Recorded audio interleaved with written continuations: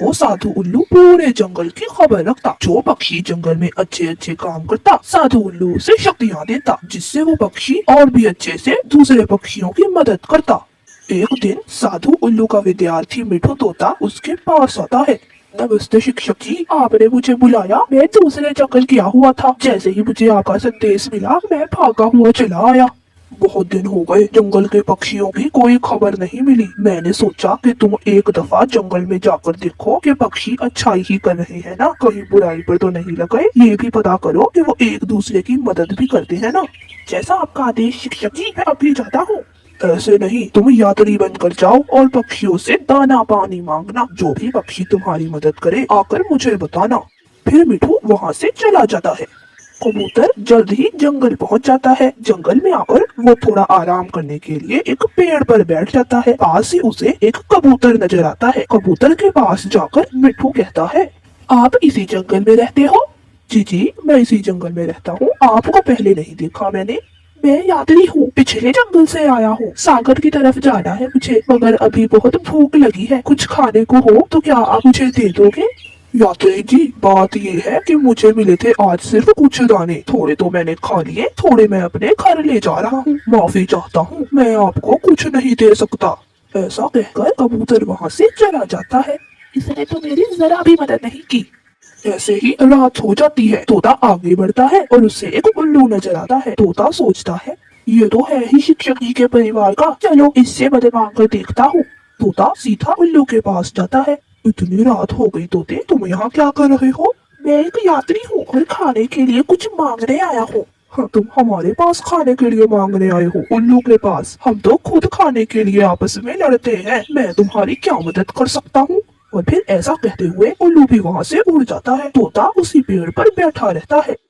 सुबह होते ही तोता थोड़ा आगे जाता है तो उसे कौवा और कौवी का घर मिलता है। तोता वहाँ रुकर कहता है, कौवे, मैं एक यात्री हूँ, सफर में हूँ। अगर तुम मुझे कुछ खाने के लिए दोगे तो मैं तुम्हें दुआ ही दूंगा। जरा रुको, मैं अपनी पत्नी से पूछकर तुम्हें कुछ बताता हूँ।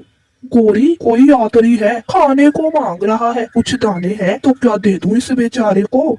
कहाँ से आ जाती है ये यात्री? सब झूठ है, ऐसे यात्री तो रोज ही आए रहते हैं। हमने क्या सबकी मदद करने का ठेका उठा रखा है? तो अब मैं इस यात्री को क्या कहूँ? तुम रुको, मैं ही जाकर इसे बताती हूँ। हाँ यात्री जी, बताइए किस दिशा में जाना है आपको? मुझे सागर की तरफ जाना है। वो पूरब की तरफ चले जाइए, आपको सागर मिल जाएगा। और चाहिए हमारी जान छोड़िए। तोता निराश होकर वहाँ से चला जाता है। तोता नदी की तरफ आ जाता है। नदी से थोड़ा ठंडा पानी पीता है और सोचता है, अब तो इस जंगल में लगता है ऐसा कोई पक्षी ही नहीं रहा जो कि किसी दूसरे पक्षी की मदद कर सकता हो। लगता है मुझे निराश होकर ही शिक्षक जी के पास जाना पड़ेगा। इसी दौरान नदी पर एक बुलबुल भी आ जाती है। बुलबुल तोते से कहती है, तोते भैया, क्या आप इस जंगल में नए हो? मैंने तो आपको आज से पहले कभी भी नहीं देखा। हाँ बुलबुल, मैं एक यात्री हूँ, सागर की तरफ जा रहा हूँ, लेकिन अभी तो बहुत भूख लगी है। किसी भी पक्षी ने मुझे खाने के लिए कुछ भी नहीं दिया। आप मेरे साथ मेरे घर चलिए। तोता बुलबुल के साथ उसके घर की तरफ जाने लगता है।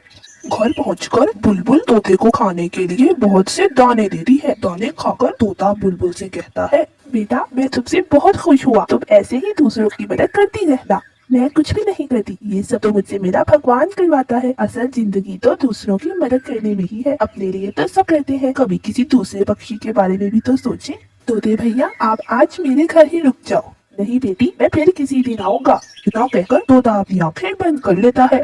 फिर उसका शिक्षक तोते के पास आता है और कहता है, यही है वो जो शक्तियों की मालिक बन सकती है। तुम मेरी शक्तियाँ इसे दे दो और इस पक्षी से कहना कि तुम कभी भी जिंदगी में नाकाम नहीं होगी। फिर उसका उस्ताद गायब हो जाता है और तोता अपनी आंखें खोलता है।